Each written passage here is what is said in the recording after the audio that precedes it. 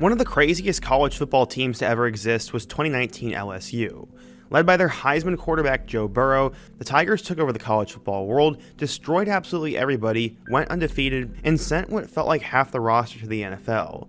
The Tigers ended up having 14 players drafted in the 2020 NFL Draft, and in today's video, I want to revisit what happened to them. We're going to talk about the insane draft class LSU had that year, and go through how the players have done 4 years later into their careers. But before we get started, if you're a big fan of college football, be sure to subscribe to the channel, leave a like if you didn't support today's video, and let me know what player, team, topic, or situation I can cover next. Now let's get started and talk about what happened to the 2020 LSU draft class. The first guy we need to talk about is Stephen Sullivan. He played wide receiver for LSU from 2016 to 2019, but spent most of his 2019 team as a backup tight end. He ended up being 6'5" and 230 pounds, and after a solid season, the Seahawks saw potential in him as a tight end and drafted him with the 251st overall pick in the 7th round of the 2020 draft. He didn't end up making it past the preseason, where he was cut and then signed to the practice squad for Seattle. While he was on practice squad, they tried to test out his athletic ability by running him as a tight end and as a defensive end. Ultimately, he was brought up for one game against the Niners in 2020, but did not record any stats, and that was it for his time in Seattle. In 2021, he signed a futures contract with the Carolina Panthers, but was cut before the season started and ended up on the practice squad again. He was then elevated to the active roster for the last game of the season, and he'd stay on the roster for most of 2022, catching 2 passes for 46 yards. He's still with the Panthers after he signed a couple of reserve contracts. LSU is so ridiculously crazy in 2019 that even their long snapper got drafted. You typically don't see long snappers drafted into the NFL, since they usually come out of the woodworks in training camp and in the preseason. He's actually the younger brother of Reed Ferguson, who is another NFL long snapper. The Dolphins ended up drafting Blake Ferguson with the 185th overall pick in the 6th round, as he had been one of the country's best long snappers for 52 games of his LSU career. He was instantly named the starting long snapper in Miami, and he's been there ever since. He signed an extension to continue being their long snapper last season, and there really isn't much else to say about him, so let's just go ahead and move on. Rashard Lawrence was the next guy drafted by LSU, as he was a 5-star recruit in high school, and would play as a true freshman for LSU all the way through his senior year, making him one of the most productive DTs in the 2020 draft. He was selected by the Arizona Cardinals in round 4 with the 131st overall pick, and spent some time on the active roster in 2020, but got hurt and was sent to IR, and then a few weeks into the season, he wouldn't see playing time until later in the year. He was the team's starting nose tackle in 2021, but got sent the injured reserve injury halfway through the season. In 2022 is the same story again, as he was sent to the practice squad halfway through the year, and then cut before 2023 started. After that, he's bounced around to a lot of teams, starting with the Dolphins practice squad, then to Carolina, then to Houston, and then he spent a few months with the Broncos before getting cut. Through his career so far, he's had 30 tackles, 4 tackles for loss, and hasn't played a game since 2022. Up next, we have Saahdiq Charles. He was a 4-star recruit and a starter on LSU's offensive line since he was a true freshman. He was suspended some of the 2019 season, but he finished the year as the starting left tackle for the Champions. He ended up declaring for the draft, where he was taken with the 108th overall pick in the 4th round by Washington. He was hurt for the first 5 games of the 2020 season, but made his first career appearance against the Giants, this time at guard instead of tackle, but he left the game in the first quarter after injuring his knee, and after that he was sent to IR. He made his next career start at tackle in 2021, but bounced around the offensive line as a backup for most of that season. It was more of the same in 2022, with him replacing a few guards after they left the game as a spot starter. He was finally named the team's starting right guard in 2023, but got hurt again and then was sent to IR for a few weeks, and the Commanders didn't re-sign him, and now he's with the Tennessee Titans. Jacob Phillips was a 5-star recruit, and he played linebacker for the LSU Tigers. He played 12 games as a true freshman for LSU before he became a full-time starter as a sophomore in 2018. He actually led LSU in tackles in 2019 and declared for the NFL draft after the championship. He was drafted by the Cleveland Browns with the 97th overall pick in the 3rd round, which the Browns traded to get him. He played 9 games his rookie season with Cleveland, starting 3 of them, recording 15 tackles, and even had a pass deflection. He spent time on and off the roster that year because of sickness, and then in 2021 as a backup, he played in 4 games before hitting IR with a chest injury. He had 14 tackles that season. In 2022, he played 7 games as a backup and recorded 29 tackles and 2 TFLs. He didn't play at all in 2023 due to being on IR, and recently signed a contract to play for the Houston Texans, and we'll see if he ends up making it. Up next, we have Lloyd Cushenberry. 2020. He was one of the top interior line prospects in the 2020 draft after being a solid starter for his redshirt freshman season and then a full-time starter in 2018 and 19. He was named a first-team All-SEC selection in 2019 and declared for the 2020 NFL Draft after the championship, and he was selected by the Broncos with the 83rd pick in the 3rd round. After some time in the preseason, he was named the starting center for Denver and made his debut against the Tennessee Titans. He started all 16 games for the Broncos in 2020 and didn't take a snap off. In 2021, he returned as Denver's starting center, and he solidified himself as one of the league's top young centers. Unfortunately, he did tear his groin in 2022, which kept him out for the back half of the season. He was listed as being 100% healthy just a couple weeks after his injury, but Denver elected to keep him on IR instead of bringing him back because they wanted to bring other players off IR instead. He returned as the full-time starting center in 2023, allowing just 1 sack. Given the whole injury reserve situation, it didn't surprise people too much when he elected to hit free agency and sign with the Tennessee Titans instead of stick around in Denver.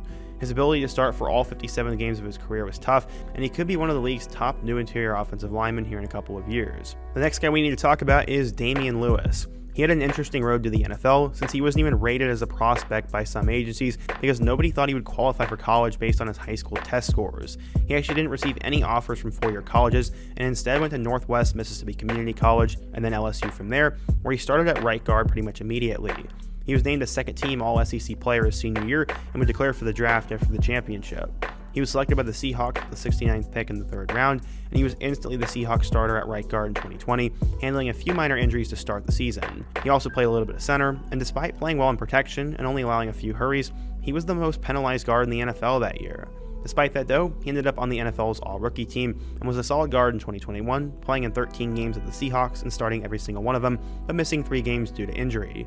In 2022, he returned to start at right guard and was in the top half of guard performance. In 4 years with the Seahawks, he plays in at least 91% of offensive snaps, and last year he only allowed 3 sacks and had the lowest amount of penalties he's ever committed in his career. After the season, instead of re-signing with Seattle, he hit free agency and signed with the Carolina Panthers for the 2024 season. The next guy we need to talk about is Kristian Fulton.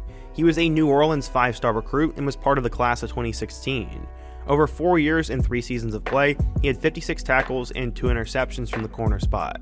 He played in 3 games as a true freshman and was suspended the entirety of his sophomore year, and then would enter his junior and senior year as a starter at boundary for them. His last year in 2019, he finished with 38 tackles, 14 pass deflections, and an interception. He declared for the 2020 NFL Draft after the championship and was drafted by the Tennessee Titans with the 61st pick in the 2nd round. He made his debut in the first game of the 2020 season and caught his first career interception in his 2nd game against the Jacksonville Jaguars. In his 3rd game against the Vikings, he recorded his first ever sack, and it looked like he was going to have a Rookie of the Year caliber season, but then spent time on and off IR for the rest of the year. He was set to be the team's starting corner in 2021, but suffered a hamstring injury in Week 3 that kept him out the majority of the year. He still had 2 picks, 14 pass deflections, and 40 combined tackles in 2021.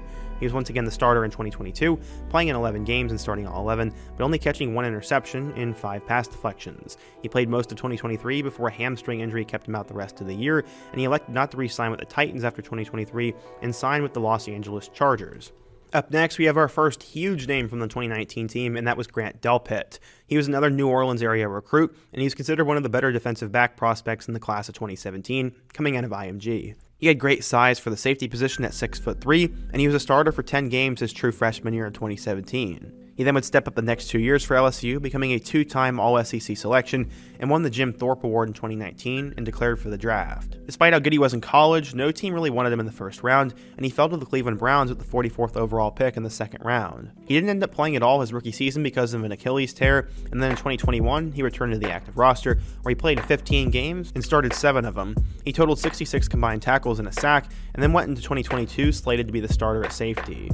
He ended up playing in all 16 games and had 103 tackles, 10 pass deflections, and 4 picks. Following the 2023 season, he decided to re-sign with the Browns to a 3-year extension, and he had some injury issues, but hopefully he can return to the same form he had in Baton Rouge. Getting into the 1st round, we had Clyde Edwards-Helaire. He was the only running back taken in the 1st round of the 2020 NFL Draft at pick number 32 by the Kansas City Chiefs. Since then, he's been considered one of the biggest busts in the class, and he was originally from Baton Rouge and signed with LSU as a 4-star. He played on special teams his true freshman year, and then became the secondary running back in 2018 and was the starter in 2019. He made a name for himself as a receiving back that bounced off tacklers, and he would end up being a first-team All-SEC selection and had a huge game in the national championship.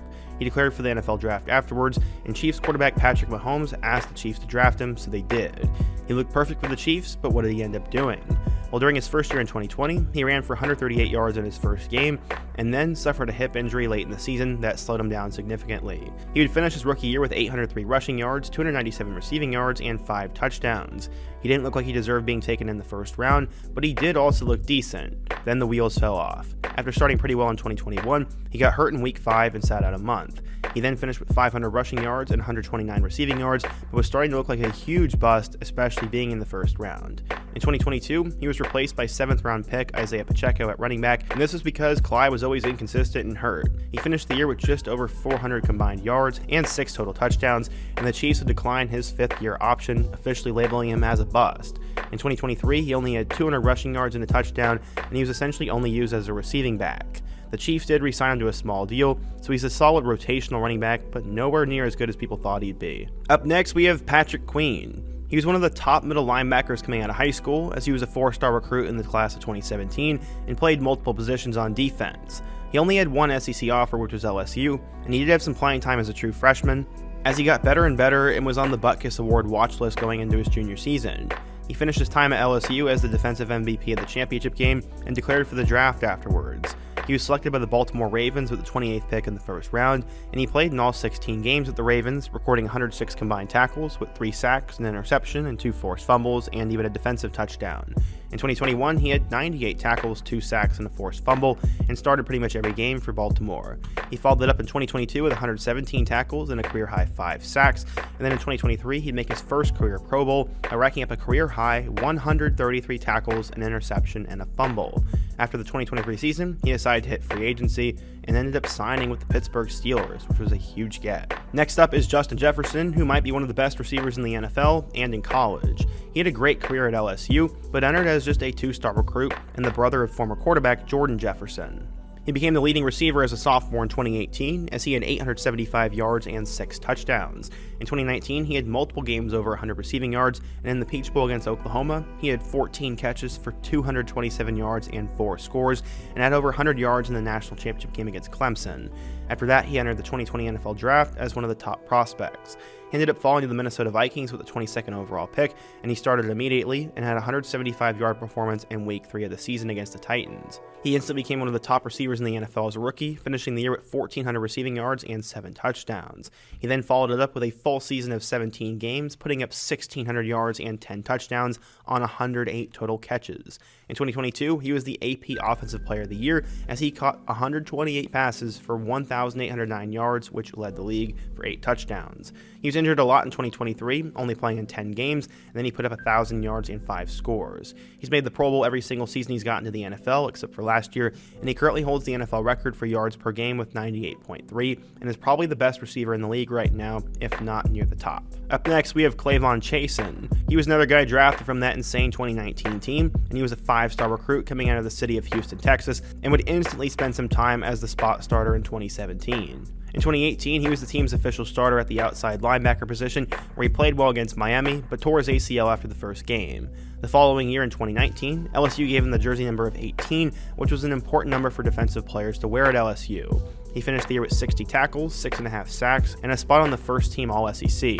After the national championship game, he declared for the 2020 NFL Draft, skipping his junior and senior years of college. He was selected by Jacksonville at the 20th pick in the first round after they traded Jalen Ramsey to the Rams. He played in all 16 games as a reserve edge rusher for the Jags, but only started 3, putting up 19 tackles and a sack. He followed it up the next season with a career-high 31 tackles and 1 sack and 8 starts, and then with them drafting Travon Walker from Georgia, it looked like Jacksonville had already given up on Clyde and called him a bust. He played 9 games with no start, putting up 10 tackles, and he also spent some time on IR. 2023 was more of the same, with him playing in all 17 games but starting none of them, and only putting up 13 tackles with 2 sacks. Jacksonville declined his 5th-year option, and he ended up signing with the Carolina Panthers before the start of next season. Before we get to the number 1 overall pick, many people probably forgot about Ja'Marr Chase. Even though he was part of that 2019 team, he was not drafted until 2021, as he opted out of the 2020 season. That was interesting.